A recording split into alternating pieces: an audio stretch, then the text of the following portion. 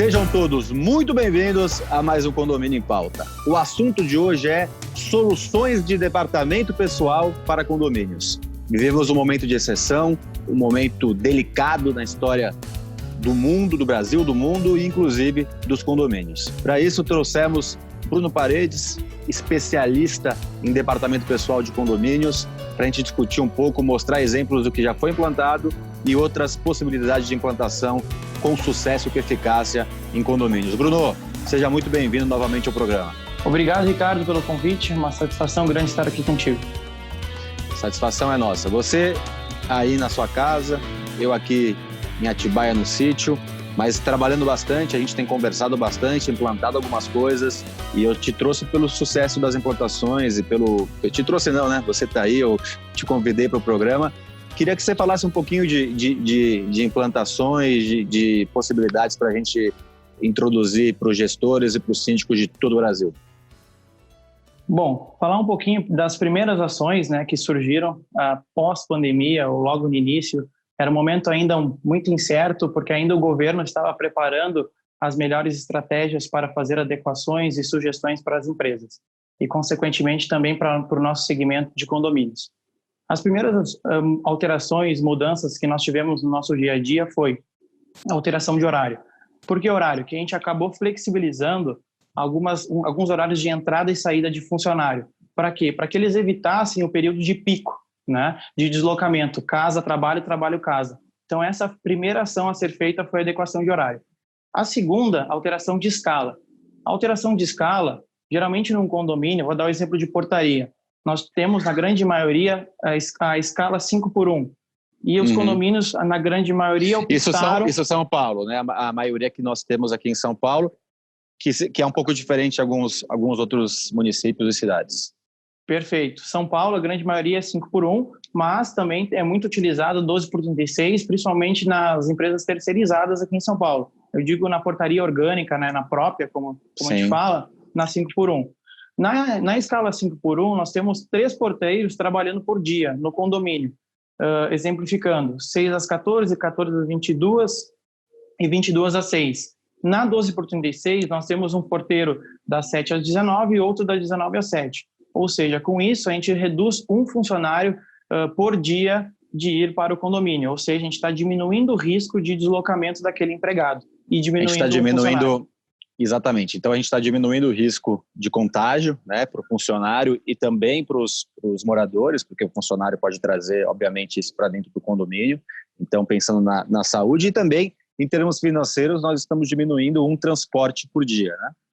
Sim, também tem uma redução do transporte, porque o transporte ele é pago de forma diária, né? Ou seja, de acordo com o deslocamento e a sua real necessidade.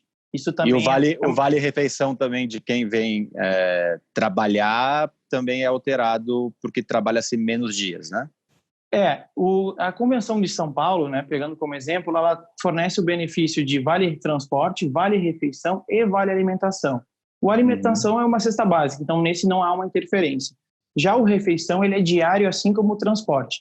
Nesse momento de pandemia, alguns condomínios nem estão levando em consideração essa questão da redução do refeição, né? E mais pensando na segurança e na preservação, no contágio, assim como a gente vem falando, né? Então, num segundo momento, se fala muito em, daqui a pouco, se der certo essa escala, se homologar junto ao sindicato. E aí sim rever essa questão dos benefícios. Pegando só o gancho, Ricardo, do comentou do transporte, né? Também, o que nós tivemos nessa transição de março para abril? Muitos condomínios solicitando o pagamento de vale-transporte em dinheiro. Por quê? Porque muitos funcionários começaram a ir para o condomínio de transporte privado, né? De moto, de carro, de caronas, enfim, por meio de aplicativo também, sendo uma opção de transporte, sendo que se o crédito é feito no cartão dele, não tem como ele utilizar dessa forma. Então, também é uma ação que tem sido feita. Nós avisamos os síndicos e perguntamos quais queriam pagar em dinheiro nesse momento adverso. E é um ponto que, embora não seja indicado o pagamento em dinheiro, mas nesse momento de exceção, é um ponto importante, pode ajudar o colaborador, ajuda o condomínio, e eu acredito que é importante a gente documentar isso para no futuro não ter nenhum tipo de problema, né? Com certeza. Nesse momento, como a gente vem comentando já durante essa pandemia, a gente tem que preservar a vida do profissional, né? E como tu comentou bem, o funcionário ele vem até a nossa casa e aí nesse transporte ele pode trazer também o vírus e ter um contágio para os demais condôminos. Então ele está preservando a saúde dele e também de todos os moradores.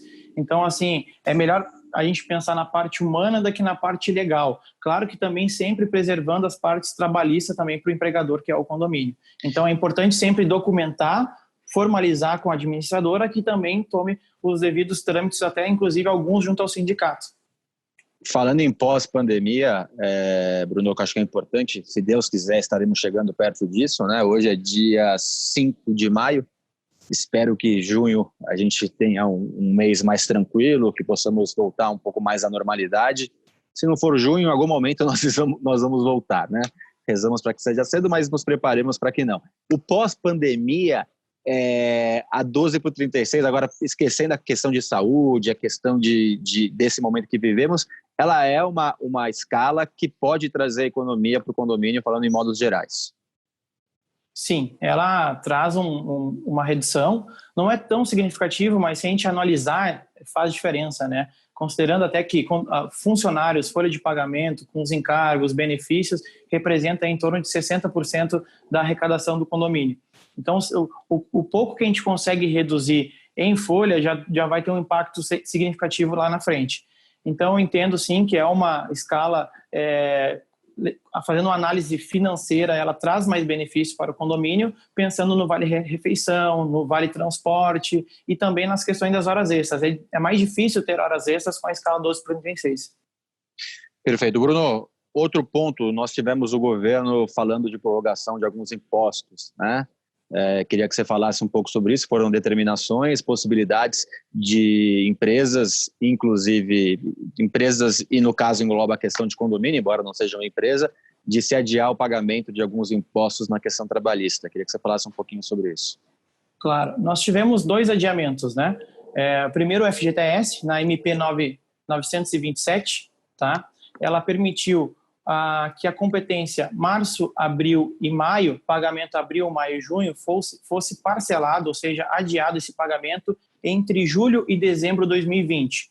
Querendo ou não, o Fundo de Garantia representa 8% da folha de pagamento. Então, essa despesa, esse gasto, isso obviamente vai depender da quantidade de funcionários contratados, mas ele tem certo peso no orçamento. Então, prevendo uma possível inadimplência agora, abril e maio, que a tendência é que maio seja maior que abril, que já teve um certo acréscimo, né, a gente consegue postergar um pagamento de imposto. E a gente fala de pouquinho em pouquinho, né? Não são coisas tão significativas. A gente falou de imposto mais para frente e esperamos que a situação melhore mais para frente, econômica do país. Devemos passar por um momento de dificuldade agora. É um pouco do imposto, um pouco do vale-refeição, um pouco do vale-transporte. Esse pouquinho em pouquinho, quando a gente junta o montante, ele acaba ficando significativo. Achei importante a gente pensar nesses... o empresário, no caso, o coordenador, o responsável por uma empresa, aqui falando para síndicos, condomínios, ele tem que dar valor a essas pequenas cifras que no montante ela acaba sendo significativa, né? Com certeza. Eu falei do FGTS, né? E logo na sequência o governo também liberou através de uma portaria, a portaria 139, isso a nível nacional, né? A parte do INSS também, e ela tem uma representatividade muito maior na folha de pagamento, que é 20%. O governo liberou a parte patronal, não a parte do funcionário, né? Porque tem aquela parte que é descontada em folha de pagamento, é feito repasse para o governo, né? Então, 20% do INSS, que é a parte patronal, mais a parte do PIS, que representa 1%, totalizando 21% do pagamento de abril e maio também foram postergados, podendo ser pago no segundo semestre de 2020. Também é uma grande possibilidade de de adiamento, né? Mas nesse momento acho que é de suma importância para a gente pensando que pode vir uma inadimplência alta aí nesses meses. Bruno, nós temos a questão também que teve uma legislação, uma lei que fala de a gente poder afastar funcionários, né? O governo paga um valor desse afastamento, um bom valor, e a outra possibilidade de diminuição na questão de de horário de prestação de serviço. É óbvio que a maioria dos condomínios tem 6, 7 funcionários, é um pouco complexo a gente falar em diminuição de horário de serviço. Mas existem condomínios que tem 50, 70, 80, 100, 200 funcionários. A gente tem um caso, você faz a gestão de um condomínio que tem em torno de 150 próprios. Então, ele pode se encaixar nesses condomínios. E a questão de afastamento, porque muita gente não sabia o que fazer com aquele profissional que tem um risco, então é mais velho ou tem alguma doença crônica, como que ia fazer? Férias, a maioria deu férias de 30 dias, né? Mas e a continuação? Já se passaram, acho que acredito, aqui em São Paulo, desde que foi o primeiro 23 de março, né? 23 de março, a gente está falando Sim. de praticamente 40 dias, né? 42 dias. Então, já passou o período de férias.